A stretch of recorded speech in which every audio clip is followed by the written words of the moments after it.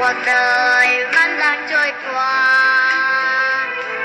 cho dù dòng tố dòng đời lo về phú con, nhưng lòng con biết rằng ai yêu con đến cùng.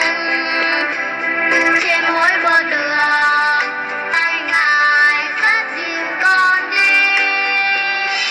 Con tạ ơn Chúa vì ngài vẫn luôn yêu con.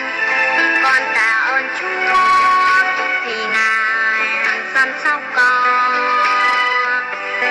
Con tạ ơn Chúa vì đường là con của ngài và sống trong ngài, cuộc đời con luôn thỏa vui. Cho dù năm tháng cuộc đời vẫn đang trôi qua, cho dù dòng tối dòng đời luôn vây phủ con, nhưng lòng con biết rằng ai yêu con đến cùng.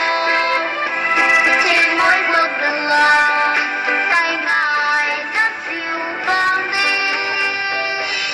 Trên mỗi bước đường tay ngài dắt dìu con đi.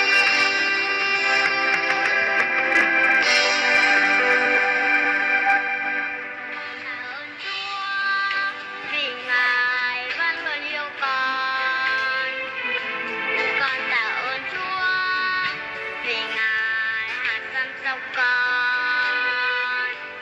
Con tạ ơn Chúa vì đường là con của ngài và sống trong ngài, cuộc đời con luôn thỏa vui.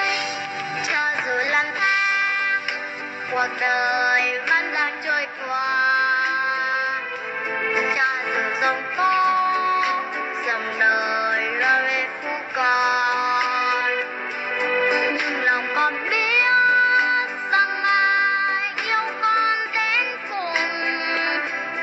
Trên mỗi bước đường tay ngài dắt dìu con đi. Con tạ ơn Chúa vì ngài vẫn luôn yêu con.